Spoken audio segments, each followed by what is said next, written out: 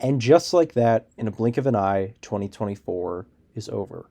It was a very crazy and unpredictable year for film that I was very lucky to, be a part of. Once again, the channel is now entering its fifth year in existence, which is kind of crazy. I saw a spurt of growth from this channel that I never thought I would see in the year 2024, and in terms of viewership, subscriber count, interaction from you guys that I could not be more grateful for. And here I'm going to be talking about all the movies that I didn't get a chance to give singular reviews to. These are films that, for one reason or another, just I didn't get the time, and I compiled them all together, and I needed to get this out before I could do my best and worst of the year lists, because a lot of those movies that I'll be talking about in that list are also featured in this video. That'll make more sense as we move along, but I do just want to kind of, cut the crap and get right to the meat of this video, which is obviously all of the movies and some of the TV shows that I missed in 2024. Gaining enough momentum from festival buzz and word of mouth, It's What's Inside became the indie darling horror movie of the year in what felt like a blink of an eye. Fitting into the same niche as something like Bodies, Bodies, Bodies, it feeds off audience expectations, taking you through a story that reads more like a roller coaster than an actual plot, which is both its largest asset and flaw. Leaning into the unpredictable nature of this kind of thriller, at times It's What's Inside can feel pretty hollow. Interesting to follow, but in the same way that great gossip is. There's little to any substance beneath the shock value. Lucky for this movie, though, the thrill of finding out how this particular situation could get even worse was enough to keep me engaged throughout its fairly brisk runtime. Never quite reaches it never quite reaches anything above that, but it really didn't have to. 3.5 out of 5. Anna Kendrick joins in on the actor-turned-director craze of 2024 and delivers a solid based-on-real-life crime drama. A lot of similar movies tend to glorify or worship the perpetrator in these situations, but Kendrick does a wonderful job of keeping the focus on the victims, humanizing them beyond what their relationship was to the killer. It made the cat and mouse chase between Anna Kendrick's character and the psychopath that much more real and frightening. Every time the film injected a little humor or brevity, we're reminded of the imminent danger everyone in the room is in.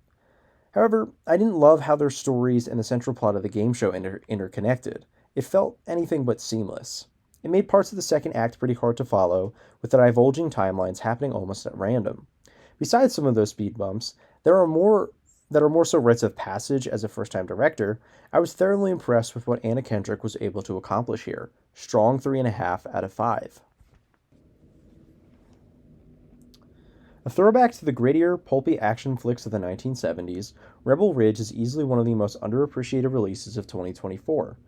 Escalation of tension and the heightening of dread are in full effect with this movie, putting on a masterclass of tonal balance in the process. Peeling back each layer of depravity hidden within this story was an absolute delight. We also get some great character work in the process that gives us just enough to care in each and every scene. It wasn't groundbreaking, but didn't have to be. I had issues with the ending of the movie. It felt too sappy and unrealistic to the rules set in place by the first two acts. I won't give anything away, but there is some mixed messaging that feels collar-tugging at best. Still an incredibly solid action filler all around, though. 4 out of 5. How have we not figured this one out yet? Probably the easiest of Stephen King's concepts to adapt to film, and yet for whatever reason, no one has ever been able to nail down Salem's Lot. This time around, the brain-dead filmmakers decided to take this movie in a mid-2010s controverse direction, and it faceplants almost immediately. Just dead on arrival. There is some unintentional entertainment value to be had, but in the same way modern Blumhouse horror movies have entertainment value. Otherwise, this is just a major waste of everyone's time.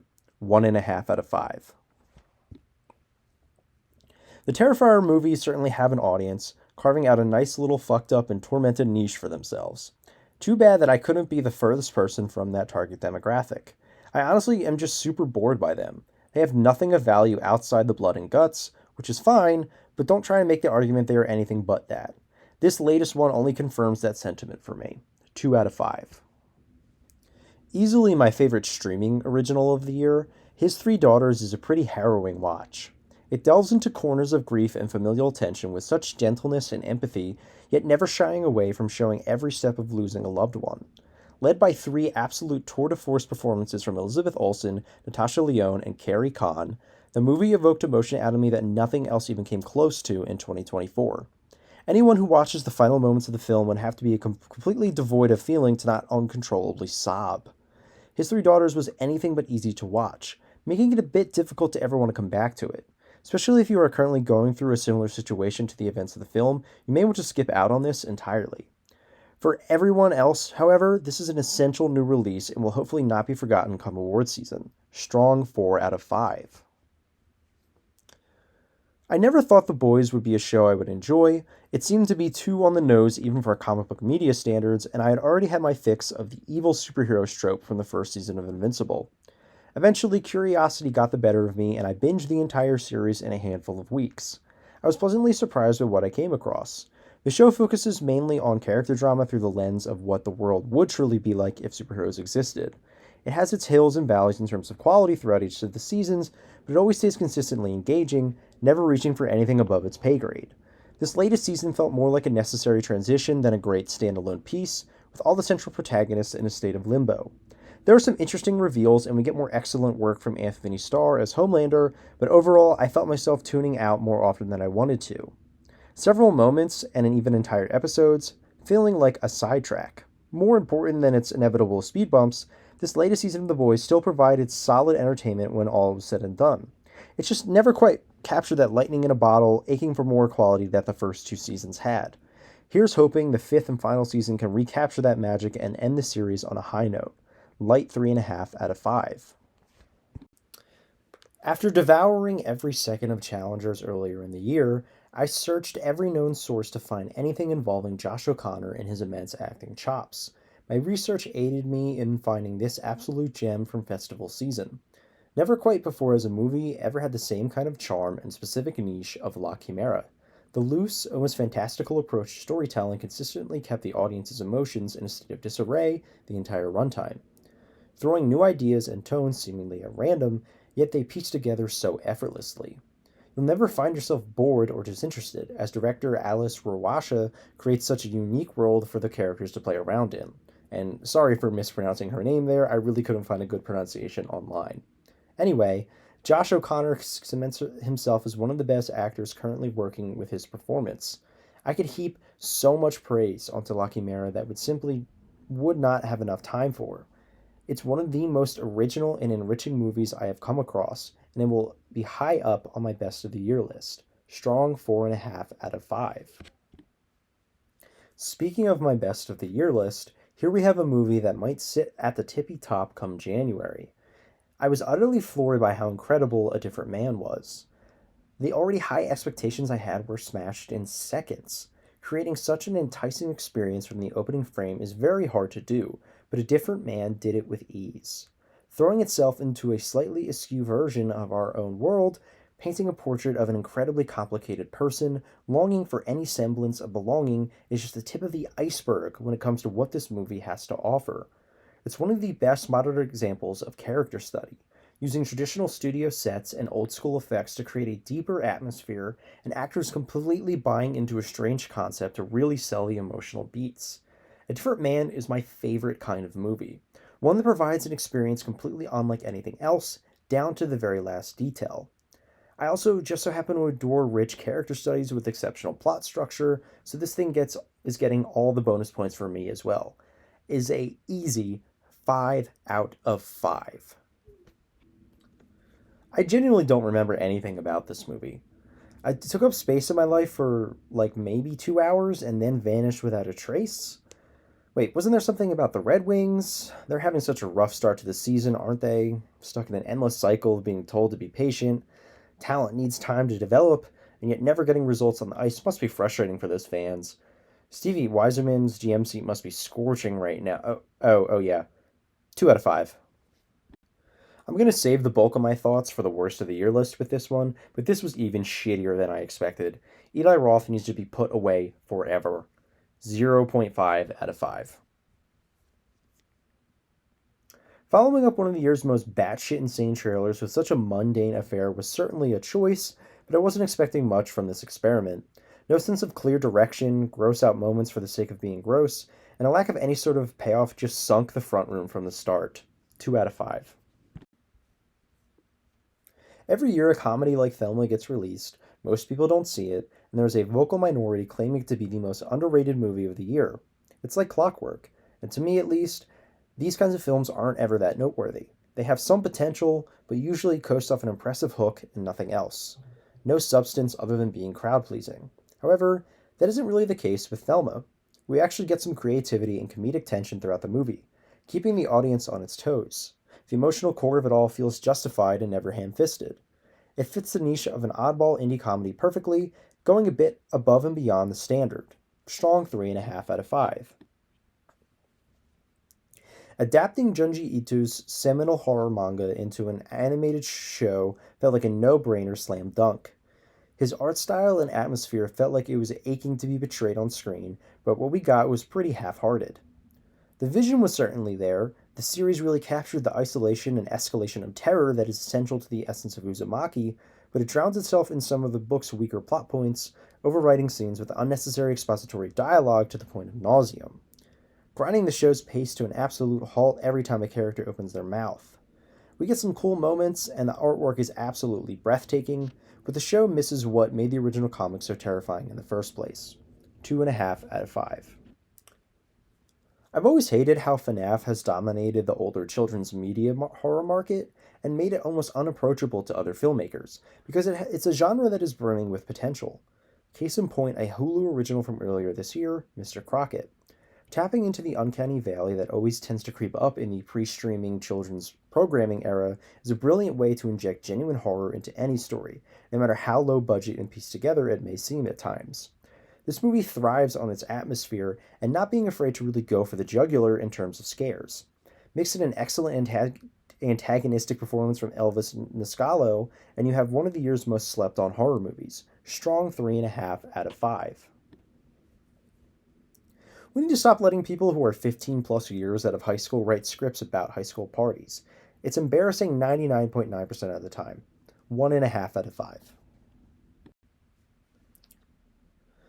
Zoe Kravitz dipping her toes into the director's seat was a bit of a mixed result. You can tell that she has a very keen eye for visual storytelling, especially inside the confines of the thriller genre, crafting a distinct look and appeal for Blink Twice. All of the cast turn in a good performance, and the suspense leading up to the final reveal is intriguing. But once we get past that first payoff, and we fully realize the topics this movie is choosing to tackle, we start to fall into some trappings that are pretty problematic. Scenes feel improvised, the gravity of the situation never feels fully realized, and the final sequence of the movie is so misguided that it actively soured me to the entire experience. The groundwork for an interesting career behind the camera was certainly laid out for Zoe Kravitz with Blink Twice, but she needs a bit more refining in order to make an absolute banger. Strong 2.5 out of 5. Taking the cake for comeback movie of the year, I was ready to hate on My Old Ass from its corny name and insufferable marketing, highlighting the least interesting aspects of what was otherwise a very quiet and meditative movie. Whoever cut the trailer for this film should be fired immediately. I saw glimpses of Megan Park's talent as a filmmaker with The Fallout, but it never came together as a cohesive piece for me. Here she's able to flex her strengths as a storyteller, and the movie feels more unafraid to make mistakes, less rigid and tight-knit, more so reflective and earnest. It's a mood that fits Park wonderfully. The amount of emotion that was able to be drawn out of these characters and the situation particularly really was something to behold, despite the cliche trappings holding back some of the first act. It was a nice jolt of feel-good cinema that I think everyone needed in 2024. Strong 3.5 out of 5. I struggle to find anything of note to write down about this one, but not in any real negative way. It certainly packs the scares and has an underlying sinister current, but it's fairly standard outside of these fleeting, terrifying moments. The presentation here was just far too plain to ever leave an impact on me, one way or another. Maybe in a weaker year for horror, this would have reflected a bit more positively, but it almost immediately got lost in the shuffle of the genre once the summer came to a close. Light 3 out of 5. Pretty much a copy and paste of what I said in the last entry, except this time I was way more bummed about it. Period piece horror isn't something we get too much of these days, and Sarah Paulson seemed born to play this type of character, so when this movie inevitably landed with a thud, I was pretty disappointed. Could have gotten so much more than this utterly dull affair. 2.5 out of 5. The surprise of the year came to us in the form of a legacy sequel to a 90s disaster movie starring Glenn Powell with a mainstream country soundtrack? This cannot be the case. I refuse to believe this delusion. 4 out of 5.